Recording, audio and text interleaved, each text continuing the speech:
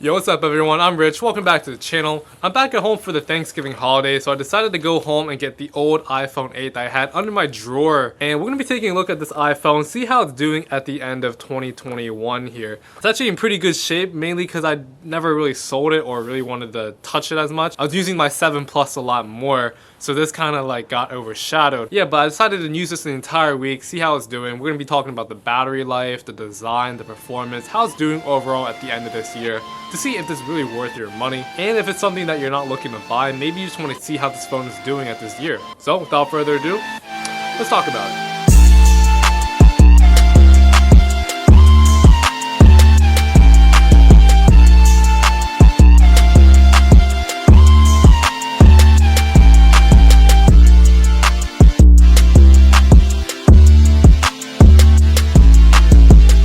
Nowadays, you don't really hear about the iPhone 8 anymore, and this kinda saddens me. I mean, this phone was kind of a sleeper. Back when it came out in 2017, many people didn't know the differences between this and the iPhone 7. At the same time, the iPhone X also came out, which introduced a whole new redesign of the iPhone. Then with the release of the iPhone SE 2020, the iPhone 8 was quickly forgotten. The 8 was made in the same body shell as the iPhone 6, but it's worth noting that this was the first phone to bring back an all-glass design since the iPhone 4. The glass design had support for wireless key charging. The 8 features the A11 64-bit Bionic chip that is essentially 25% faster than the iPhone 7, and this was a pretty huge jump in performance, but I didn't really think people could understand it back at the time because, as you know, it looked basically the same as the iPhone 7, so why would people bother upgrading? The 8 still shares the same force-sensitive Touch ID home button that we all know and love from the 7. This is great because you can use your thumb to unlock your phone, use it for purchases, and while the Face ID that we have today on newer phones are great and marvelous, we'll never be able to have something as convenient, in my opinion, using solely our fingers. The charging port, speakers, mic, volume rockers, power, all these buttons are relatively identical compared to the 7. Now this phone isn't going to surprise you in any way, and to be honest, it didn't wow me either. The screen is exactly the same as the 7, except this phone had True Tone, sensors that measure the ambient light, color, and brightness. The device then uses this information to automatically adjust its display so it can correct white point and illumination based on your environmental lighting in order to render the right kinds of white under any condition. And this is cool. Basically all newer iPhones have this now. It's not a new feature by any means, and ultimately the iPhone 8 screen disappointed me. I mean, there's no 120Hz screen, still no 1080p, but truly though, I am satisfied with it, especially with its size. It fits ergonomically in one hand, and even if you put an extra case on it, it doesn't get too bulky.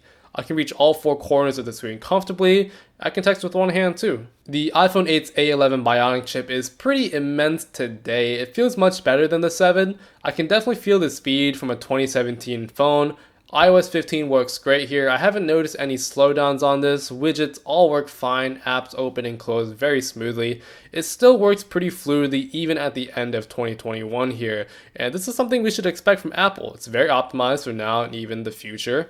And speaking about power, let's not forget about the all-powerful camera. It features a standard 12 megapixel camera with a larger and faster sensor, a new color filter in deeper pixels, faster autofocus in low light and better HDR photos, with a new quad LED True Tone flash. Here, I'll show you some sample photos I took with this phone. Honestly, if you're just using this phone to take pictures of whatever you want in life, the iPhone 8 does a perfectly great job of capturing vibrant and nice photos. Nothing looks blurry or unsharp here. You can still shoot full HD photos with great color contrast, sharp details. Everything looks great and works fine. And honestly, I'm still impressed about this phone, having owned this for 4 years later. The iPhone SE definitely draws a lot of similarities with this phone. You can record in 4K up to 60 frames per second, which is very impressive.